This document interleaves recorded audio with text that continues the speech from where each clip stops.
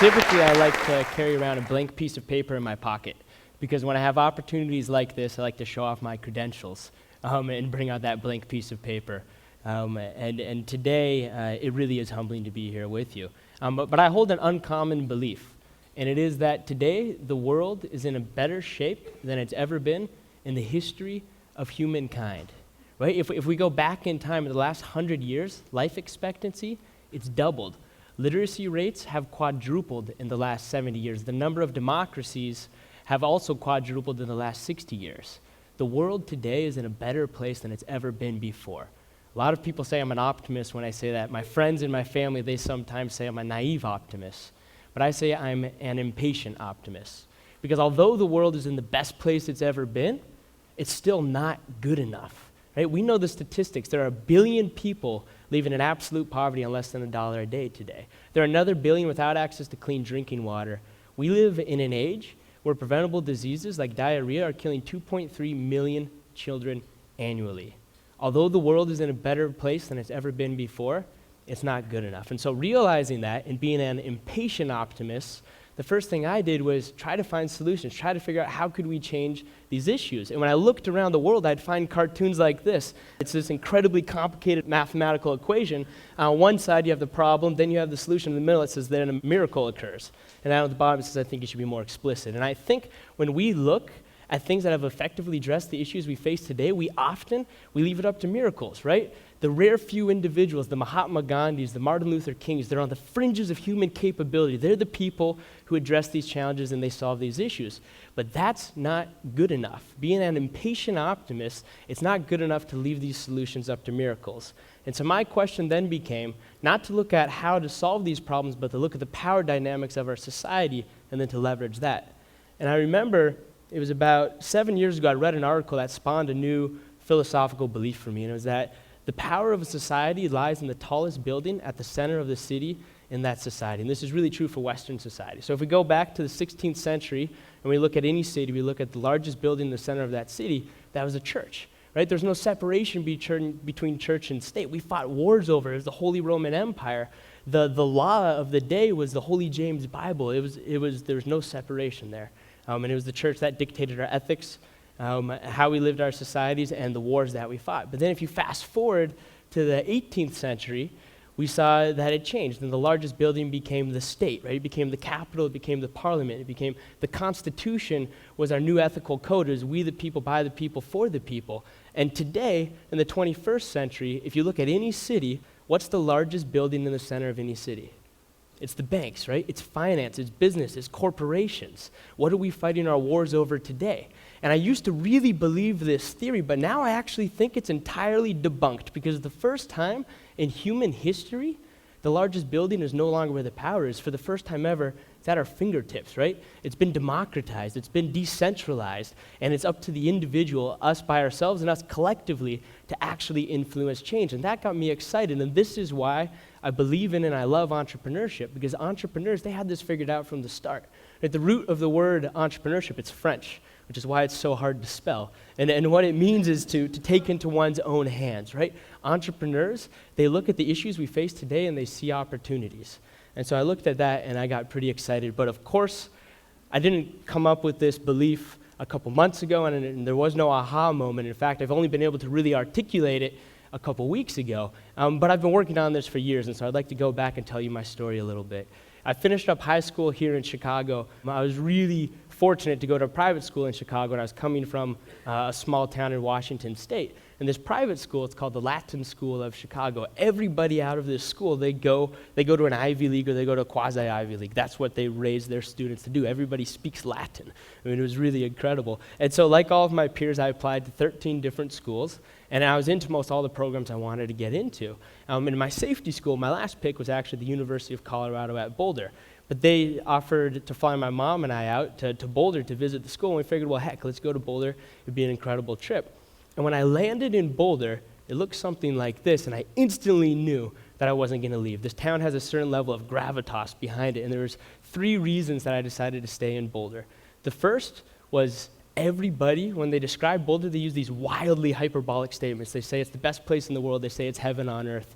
And everybody said that. It was the first place I'd ever been where people talked about the place they lived like that. The second was the entrepreneurial community was really vibrant. It's really supportive. You'll see top venture capitalists and private equity groups hanging out with the person who just has an idea. It's an incredibly close community. And the third reason I went to Boulder is I knew it wasn't going to be as scholastically demanding as some of these Ivy League schools, and so I could go to class and I could still work on projects, right? I could actually go to school. I started out, I had 3 degrees. I was finance, math, and econ, and really soon I realized that this isn't going to work. I can't start companies with 3 degrees, so I dropped all 3 degrees and I studied philosophy. Now, I did that. Let me justify that. I did that because I love philosophy. I think it's one of the most important subjects we could ever study. It teaches you how to think, but also because I never had to go to class. Right? Because with philosophy, if you can read and you can write well, that's all you need to do. Right? I turned in 2 papers a semester. And so instead of going to class, I could start companies. I could work on projects. I could become an entrepreneur.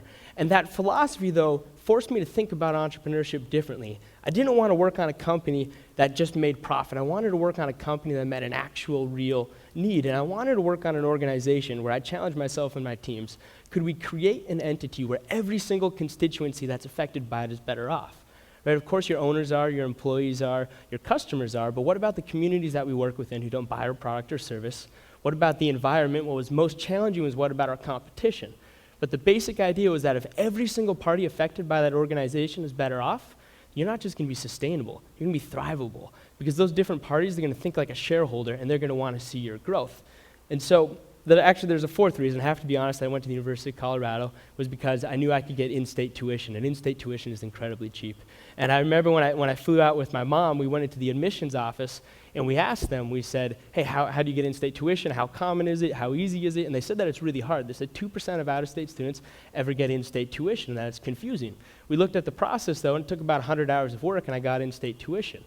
And I saved $90,000 over the course of my collegiate career. So I quickly realized, this is nuts. Why aren't more people doing this? And I remember sitting around a table with a couple friends. We're all sharing a drink, or drinks, and we're sitting there, and we're talking about how I had got an in-state tuition. They were all out of state, but none of them wanted to actually put in the time to get in-state tuition. I was looking at them and said, you'll save $90,000. How are you not doing this? And they said, it's too confusing, and so on and so forth. And so I partnered up with one of my friends. We became co-founders of a company that gets out-of-state students in-state tuition. And we told our friends at that table, look, we'll get you in-state tuition. Once we do, you save $90,000, we save 10% of the amount that you save the difference. So we get $9,000.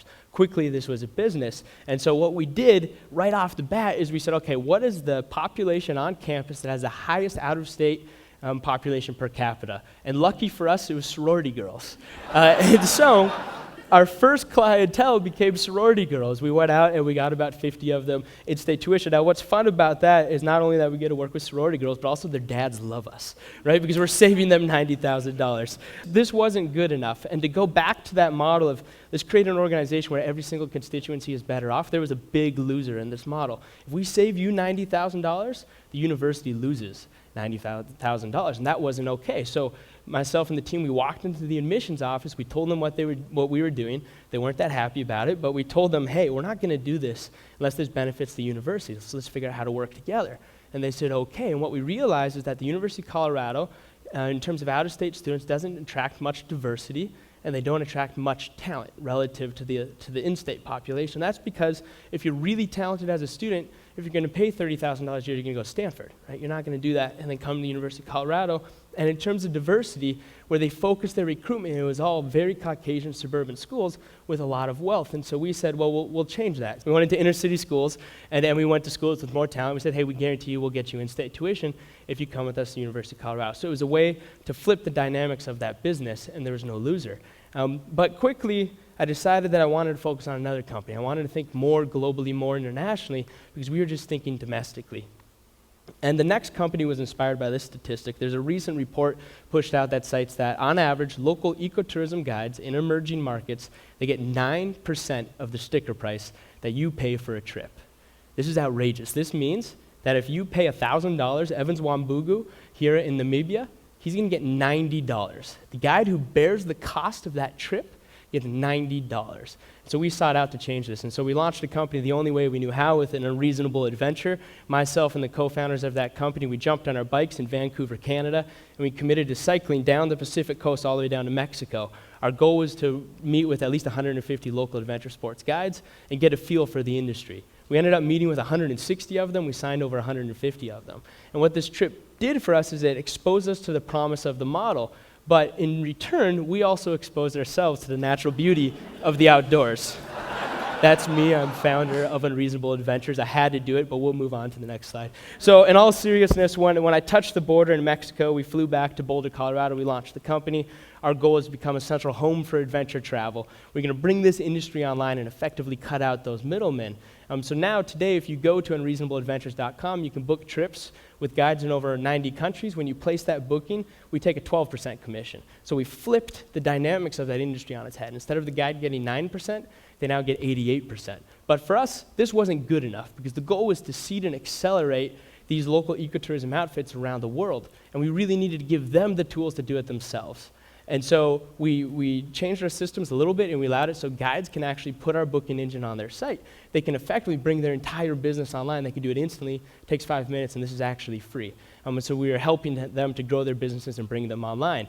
But even so, we weren't satisfied, because we know that if you're going to go and book a trip, you're going to go to the travel agent right now, or you're going to go to Expedia right now. You're going to go to these different organizations that are still taking very large commissions.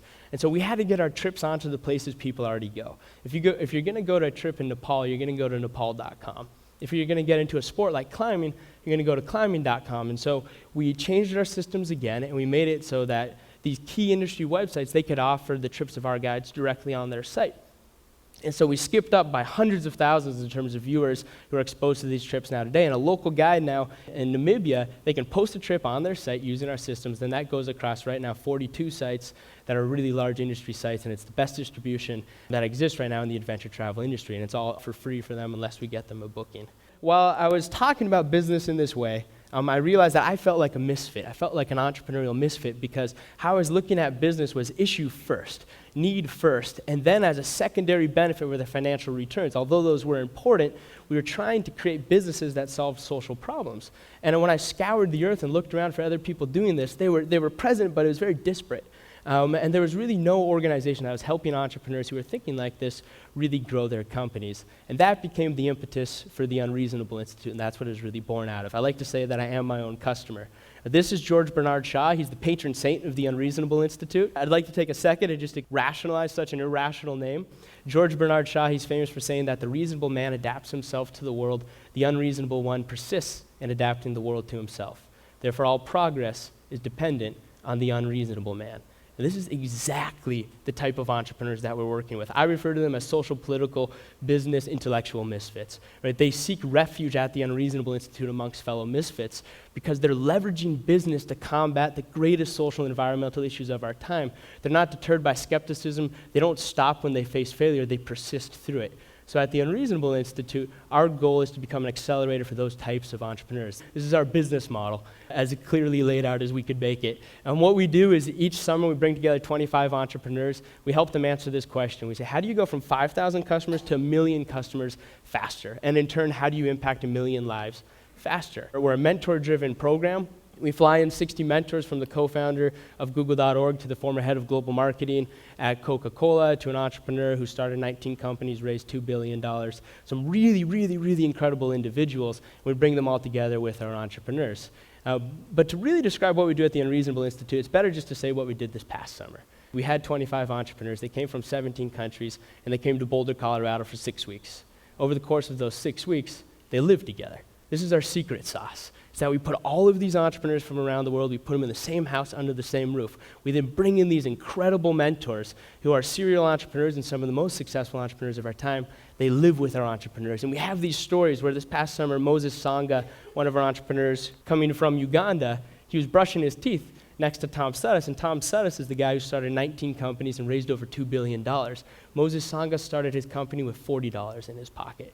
Right? These are uncommon productive collisions, and for us they happen because we place everybody in the house under the same roof, and around the same table. And this shot is actually at 2:30 in the morning. So this is a very common scene you'll see at the Unreasonable Institute. You walk in at 2 a.m., everybody's buzzing, they're brainstorming ideas, they're working with these mentors, they're working with investors. You walk back at 6 a.m., and they're still there. The energy is palpable because they're creating the next generation of businesses. And I think the best way, though, to really illustrate what we do is to tell a few quick stories. One of our entrepreneurs, her name's Cynthia, and her company is Wello, and is creating a water wheel, a better way to transport water in sub-Saharan Africa as well as in India for women and children. What she did is she looked at the wheelbarrow, and she said, well, we don't need the barrel, let's just use the wheel, right? So all this is it's a water wheel. You fill it with water, and then you can push it, and you can transport it. You can carry 6 times the amount of water, and the only piece in here that commonly breaks is actually the cap.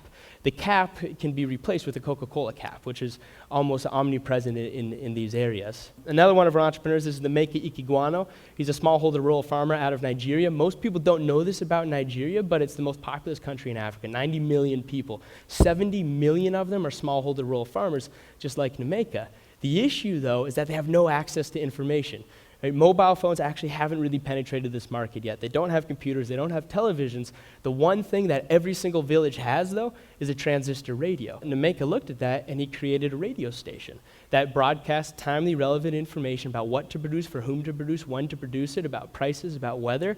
And what's amazing is not the sophistication behind the solution. It's very simple. It's the effectiveness, because that's what matters. The average listener who listens to Nemeka's show, after 4 months, their household income increases by 40%. After 6 months, by 100%. They double their household income just by listening to a radio show. So some of the entrepreneurs we work with, their solutions, they may not be incredibly romantic or really designed out, but they're really effective. And I think the best thing to do, though, is to tell one specific story and to dive deep on it. This is Michigan, and I had the privilege of sharing that house with him at the Institute this past summer, and we became really close friends. Michigan's story, about 4 years ago, he was really successful. He was a consultant for McKinsey. He was traveling around the world. He had a 6-figure salary. He was doing what he loved. He was talented at. I mean, he didn't think life could get much better. But he went on a road trip with a good friend. They were going to motorcycle across India. And his plan was to meet his friend 2 hours north of Mumbai in a small rural village. His friend happened to be a doctor. And so when Michigan showed up in that village to meet his friend, he was told that Michigan's friend was performing a birth. So Michigan goes outside of the hut where the birth is being performed, and he waits. Right? He waits 30 minutes, he waits an hour, he waits 2 hours. And as the afternoon sun slowly began to sink into the horizon, his friend walks out of the hut. And instantly, Michigan knows something's wrong. Right? He can feel it in his gut. And he connects eyes with his friends, and as soon as he does, his friend's face flushes white, goes ghost white. And what had happened was that the mother had died during the birth, and her baby girl died along with her. They died of excessive bleeding or anemia. Now, what's upsetting about this situation is anemia is so easy to treat. You take iron tablets, that's it. But what's most outrageous about this story, about Michigan's situation, is half a mile away from that hut, he had ridden his motorcycle past a free clinic where they were handing out iron tablets subsidized by the government for free. Right? The mother and her baby girl died, and half a mile away was the cure, and it was free. Today, anemia, though, is responsible for a lot more killings than just this mother and her daughter. Every minute, one mother and a child die of anemia in a similar situation. That means by the end of my talk, if I go the full 25 minutes, 50 people will have died from an entirely treatable disease. The issue isn't treatment, take an iron tablet, right? The issue is diagnosis. It's way too complicated. And in fact, it doesn't happen in emerging markets because it is so complicated.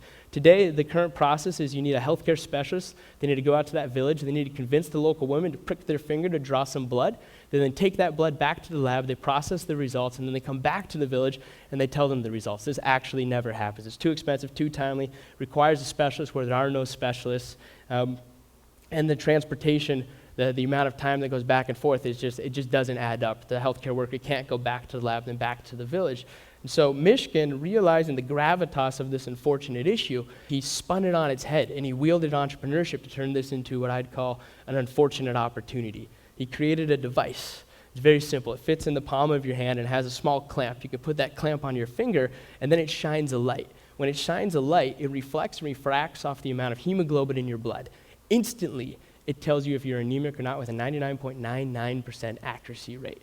The World Healthcare Organization just ranked this top 6 innovations of our lifetime, not even in the year, top 6 innovations of our lifetime. His closest competitors got acquired for over $300 million, but that competitor still had an invasive technology. It still needed to draw blood, and Michigan's doesn't, which is the biggest differentiator. But most importantly, Michigan's going to leverage this technology and he's going to save millions of lives. I'm often told that the key to success is to surround yourself with people who are smarter than you are. That's my job. That's what I do at the Unreasonable Institute. In fact, if I applied to the Institute today, I don't think I would get into this year's program because these entrepreneurs are so brilliant. And it's funny and it's humbling, but it's also very exciting. But this is why I'm so optimistic, right? This is why I can look at the world today and say we're in better shape than we've ever been before. And yes, it's not good enough. We can be impatient about it. We'll wield entrepreneurship to solve these problems, but they will get solved. And they'll get solved through this next generation of entrepreneurs. If I could sum it up in just a few words, I'd say that the next generation of entrepreneurs, they won't focus on opportunities, they'll focus on unfortunate opportunities. And in doing so, they will change very much so the current state of the world. The biggest founding premise of the Unreasonable Institute is that business isn't business, business is people. It's all about relationships. Our goal is to align our entrepreneurs with meaningful, powerful relationships with venture capitalists and with these mentors and with each other. And that's really my goal today. And thank you so much for your time.